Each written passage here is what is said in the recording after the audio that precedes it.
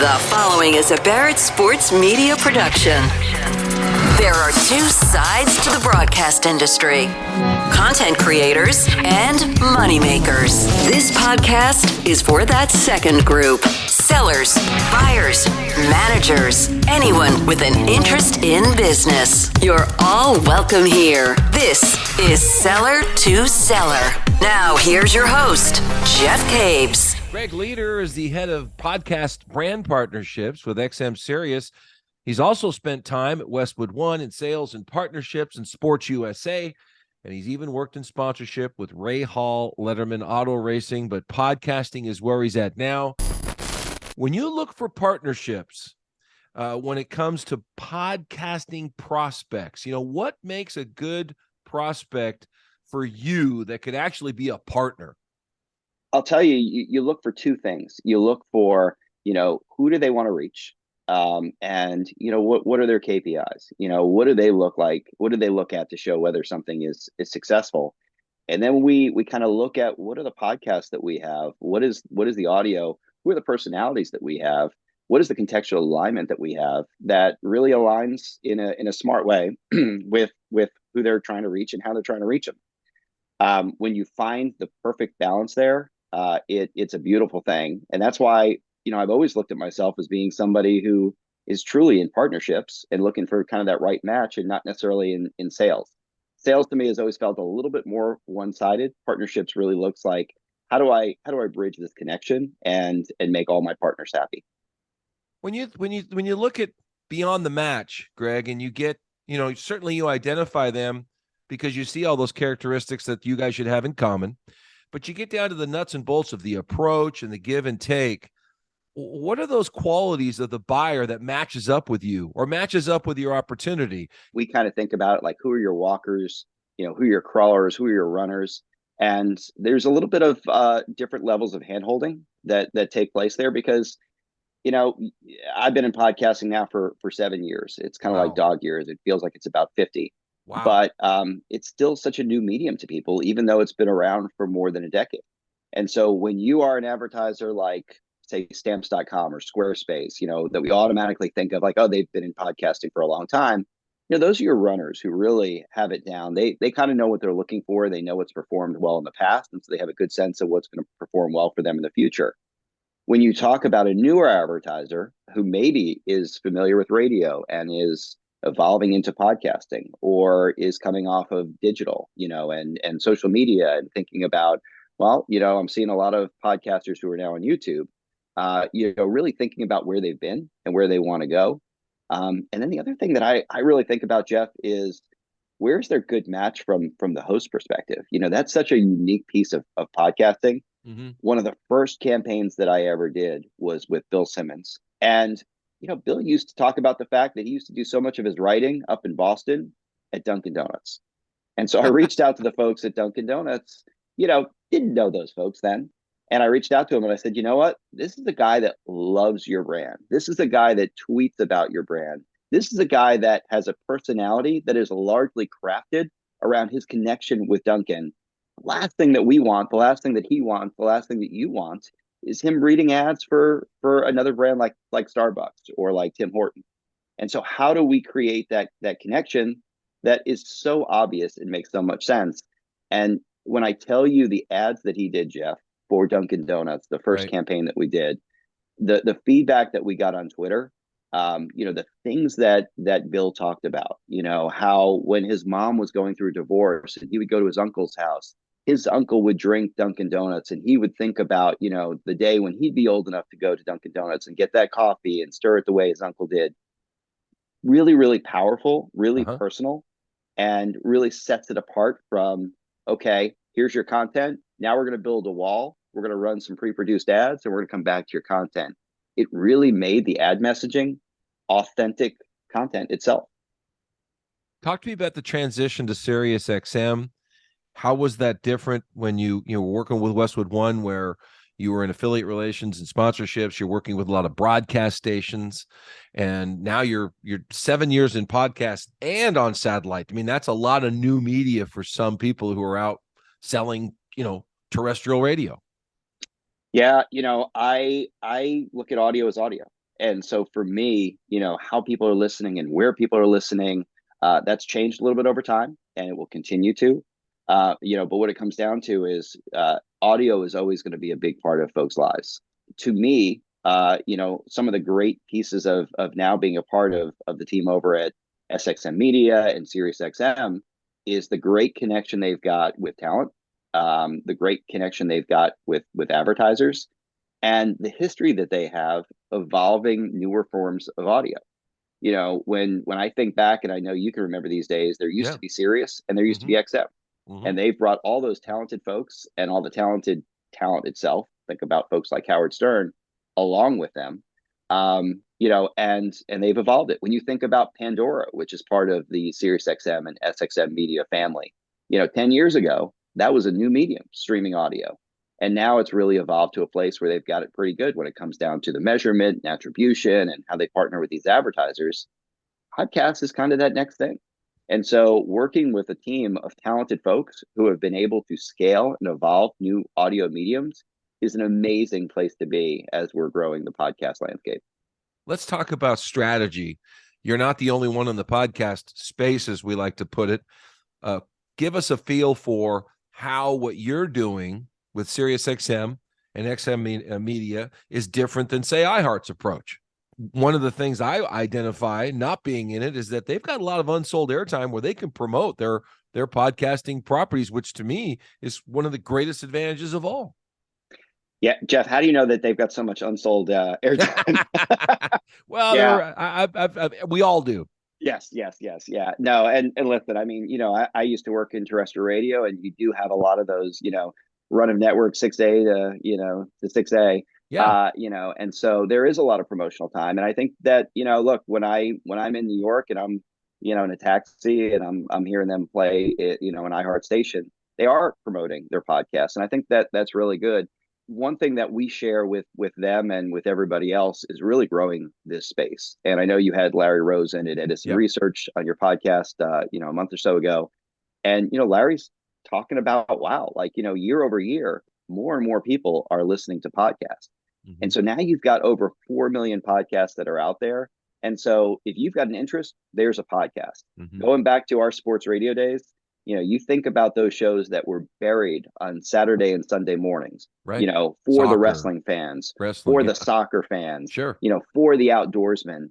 Now these are like giant podcasts in the sports, category that connect with people all across the world who share these interests.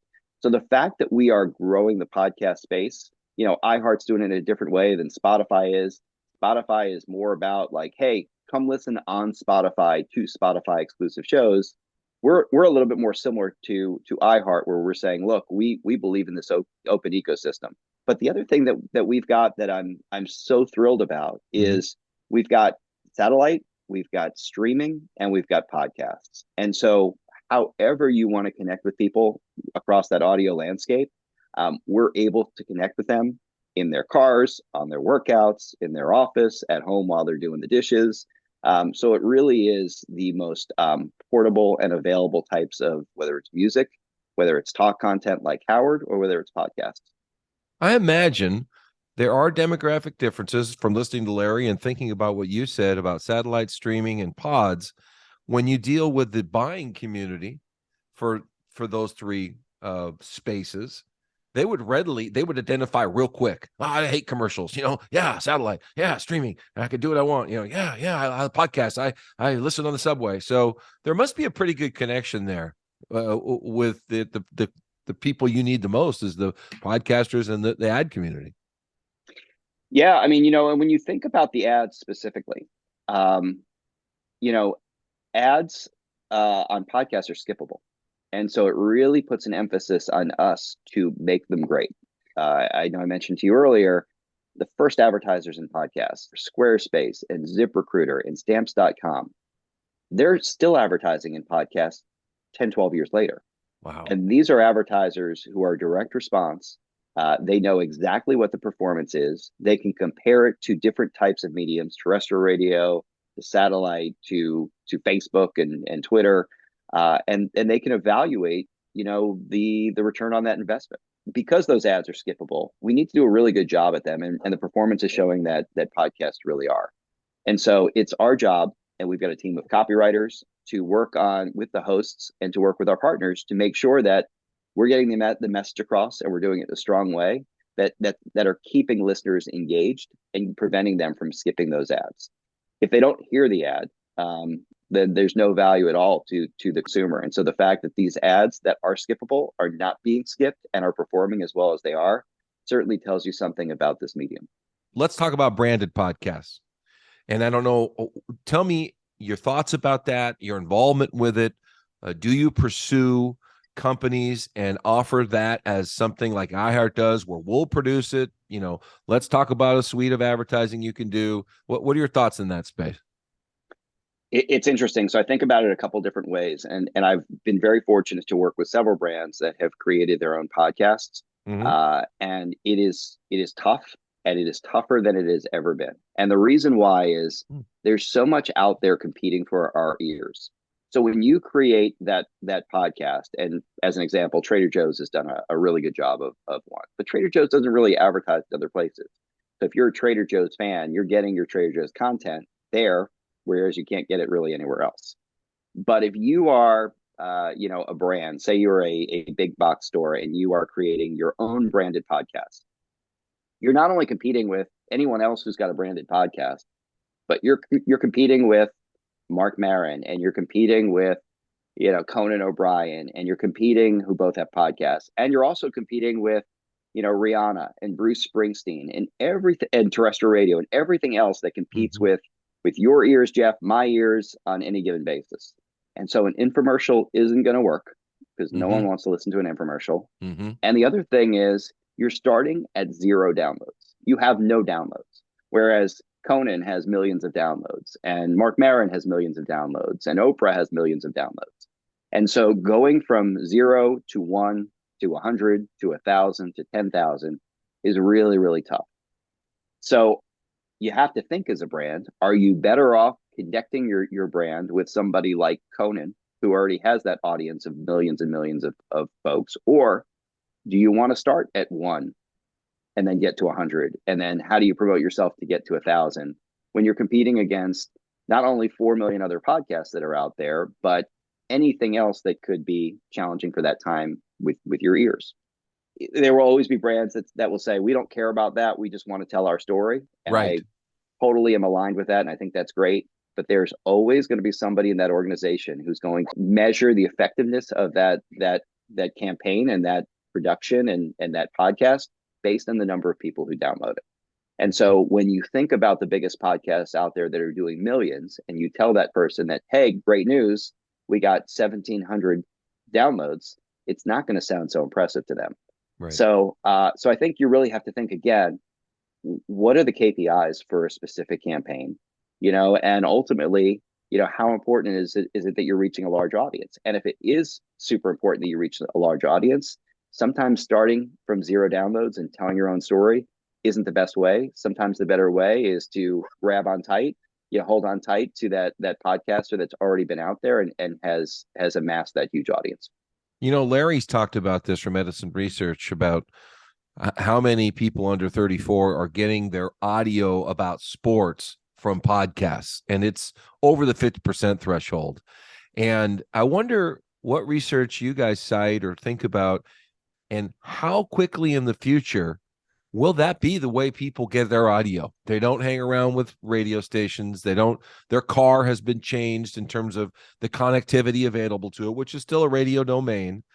And maybe that's when it'll change. Well, do you get there, or what are your thoughts on it? I have to tell you, Jeff, so I grew up commuting, 20 years ago. My first job at Westwood, I had, an hour plus commute in the morning driving to and from DC. And I used to listen to an hour of the Sports Junkies. And then I would get out of my car. I wasn't listening in my office. I had calls I had to be on. I had meetings I had to be in. And then I would start listening the next morning when I got in my car. And I'd listen to them from, 7:30 to 8:30 in the morning. I don't know too many people who can listen to a 3-hour morning show, or even folks that no longer have commutes. And so, the landscape has really changed from when we were kind of captive in our cars for a long period of time, and we were listening to that content.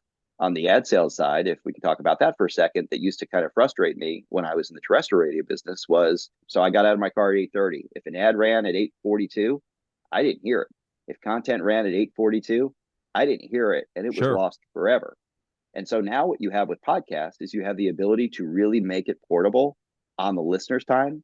So if you've got a 3-hour broadcast or you've got an hour-long broadcast, they can listen to it on their way driving to work. They can listen to it on their way coming home from work. They can listen to it as the last thing that's in their ears before they go to bed. The content creator puts it out there and they say, if you want to listen to the Sports Junkies and you want to do it at 4 different times in 4 different places across the day, you can do that. And so I think that really works better with a millennial audience. I think it works better with a Gen Z audience, but it also works better for me. And I'll tell you something. I used to be in radio play-by-play working for Westwood One, and Yeah. I love listening to Howard David and Boomer Esiason. But I'll tell you something. You know, the other day the Bengals were playing the Chiefs. Great game, Right. and I'm watching it at home, and I've got to go pick up my 13-year-old kid. In the past, that would have driven me crazy. I would have had to look up the AM dial, figure out where it's running, you know, in Cincinnati, where I'm located right now.